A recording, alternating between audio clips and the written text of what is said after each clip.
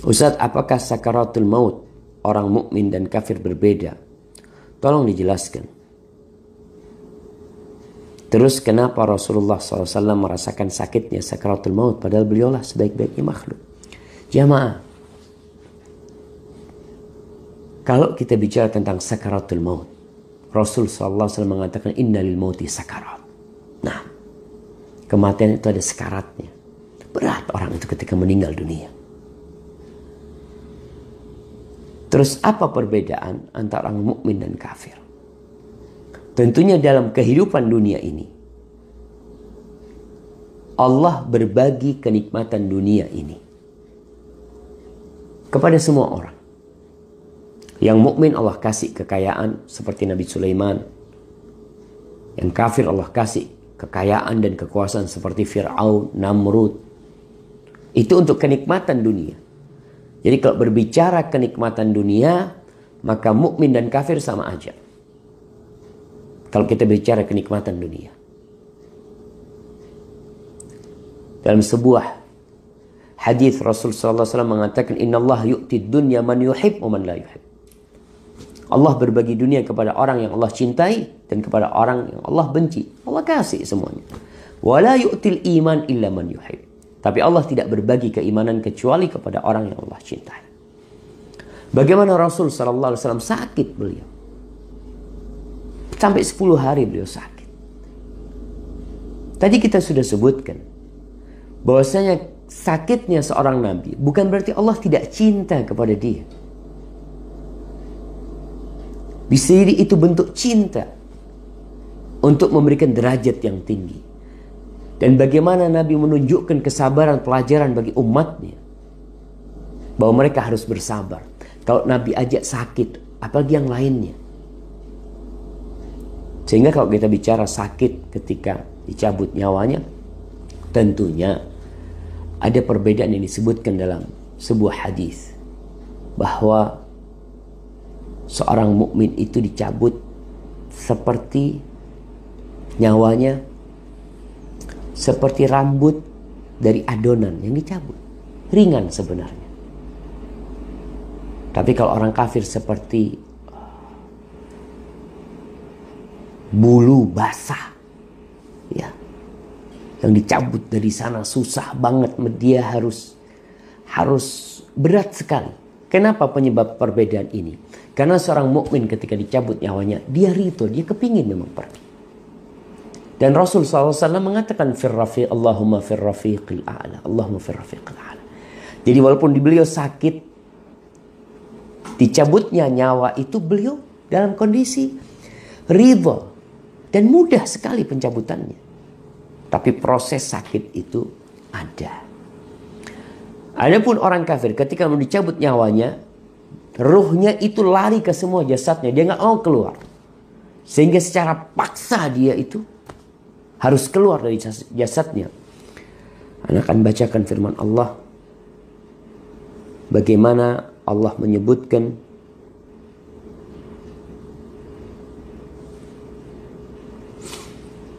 tatkala orang-orang kafir mati. Nih di surat Al-Anfal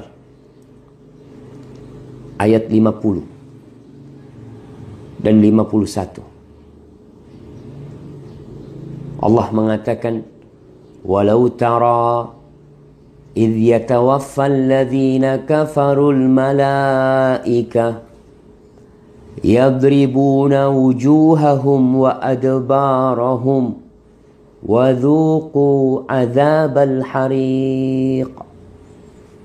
Apa kata Allah? Allah mengatakan kepada Nabi Muhammad SAW, andai kata engkau melihat wahai Muhammad alaihi salatu wassalam, kondisi orang-orang kafir tatkala malaikat mencabut nyawa mereka, maka engkau akan menyaksikan pemandangan yang sangat menyeramkan.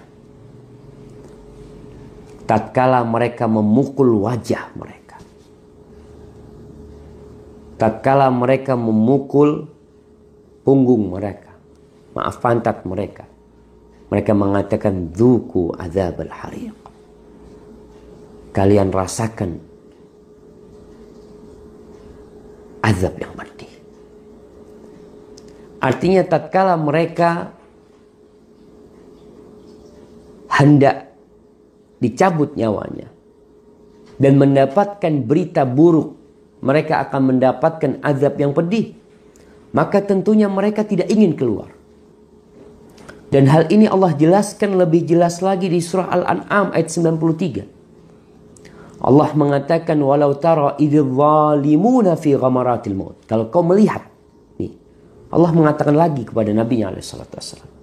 Melihat apa? Melihat tatkala orang-orang zalim dalam posisi sakaratul maut. Kematian datang menjemput mereka. Wal malaikatu basitu aydihim. Ketika malaikat membentangkan tangan mereka dengan memukul mereka, dengan menyuruh mereka untuk keluar jasadnya. Akhriju anfusakum, keluarkan nyawa kalian. Kenapa mereka tidak mau keluar? Ya, karena mereka mendapatkan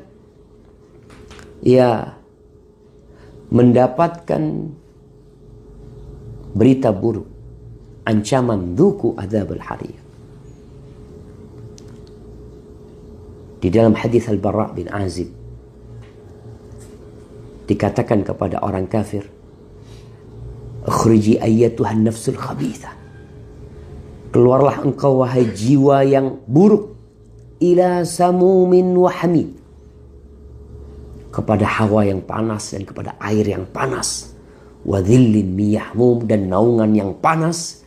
Maka tatkala itu ruh itu seperti akar yang lari ke seluruh tubuhnya, maka dikeluarkan dari tubuh itu kama yuhrafus safud minasufil mablul, sebagaimana dikeluarkan dari kulit yang basah, ditarik itu bagaimana dia jamaah. Maka keluar dalam kondisi urat-uratnya itu ikut jamaah. Ketika bulu di kulit yang basah itu ditarik, itu keluar sama urat-uratnya. Tidak mudah sekali. Berbeda dengan seorang mukmin yang dikatakan, ya ayyatuhan nafsul mutmainnah. Katakan, wahai jiwa yang mutmainnah, wahai jiwa yang damai. Bagaimana keluarnya? Maka mereka keluar dengan semua kenikmatan. Mereka akan masuk kepada rahmat Allah. Jadi perbedaannya sangat jelas sekali. Tapi sakit, kalau dalam urusan dunia itu, orang sakit sebelum kematian itu biasa. Bahkan Rasulullah SAW sakit dan Nabi Adam sakit. Tapi ketika nyawa dicabut, berbeda tentunya. Seperti tadi, bulu basah yang dicabut itu akan keluar dengan urat-uratnya kalau orang kafir. Tapi kalau orang yang beriman, maka dia seperti rambut yang diambil dari adonan. Barakallahu fikum. Kiranya seperti itu. Wallahu a'lam bishawab. Pak Ustadz, saya mau tanya, gimana menghilangkan pikiran susah? Gimana menghilangkan pikiran susah? Taib. Allah mengatakan, wala nabluwannakum bisyai'in minal khawfi wal ju'i wa naqsin minal amwali wal thamar wa naqsin minal thamarati wal anfusi. Tunggu jamaah. Wala nabluwannakum bisyai'in minal khawfi wal ju'i wa naqsin minal amwali wal thamarati wal anfusi wa basyiris sabirin. Nah, Allah mengatakan kami benar-benar akan menguji kalian dengan rasa takut, rasa khawatir. Rasa khawatir itu ujian. Takut kehilangan ini, takut kehilangan itu. Rasa lapar, kekurangan harta, kekurangan buah-buahan, kekurangan jiwa, meninggalnya orang-orang yang kita cintai. Wa basyiris sabirin, berikan kabar gembira kepada orang-orang yang bersabar. Jadi kalau kita bicara tentang bagaimana menghilangkan pikiran susah, ya kau harus bersabar. Menerima itu sebagai ketentuan ilahi. Apa yang menimpamu. Dan engkau husnudzon kepada Allah. husnudzan, berbaik sangka kepada Allah. Karena Allah mengatakan dalam sebuah hadis qudsi, ana inda dhanni abdi bi. Ana inda dhanni abdi bi. Aku itu sesuai atau tergantung dengan prasangka hambaku kepadaku. Apa yang disangkakan hamba? Kalau hamba ini buruk sangka kepada Allah, oh kayaknya aku mau dapat musibah, maka kena musibah tuh kau. Tapi ketika orang berprasangka baik kepada Allah, insya Allah hidupku akan tenang, insya Allah akan ada solusi, insya Allah akan ada jalan keluar, insya Allah kau akan hidup tenang. Dan terus kau itu optimis dalam kehidupan ini. Jangan melihat kepada yang lebih kaya. Kalau kau melihat kepada yang lebih kaya, kau akan selalu susah. Tapi kalau kau melihat kepada yang lebih rendah dari engkau, maka kau akan, ya Allah, ternyata Allah tuh banyak nikmat yang Allah berikan kepada aku. Tapi sekali lagi, bahwa kehidupan ini adalah ujian. Dan Allah mengatakan, tadi yang Anda sampaikan di surat Al-Baqarah 156, Allah benar-benar walanabluwannakum bisyai'in minal khawfi wal ju' wa naqsin minal amwali wal anfusi wath thamarat wa basyiris sabirin. Berikan kabar gembira kepada orang-orang yang bersabar. Siapa mereka? Alladzina idza asabathum musibah qalu inna lillahi wa inna ilaihi raji'un. Yang ketika dapat musibah dia mengatakan, ya Allah, kami ini milik Allah. Ya Allah. Kita ini milik Engkau ya Allah, dan kita akan kembali kepada-Mu. Maka perlu seorang muslim husnudzan kepada Allah, optimis dalam kehidupan ini.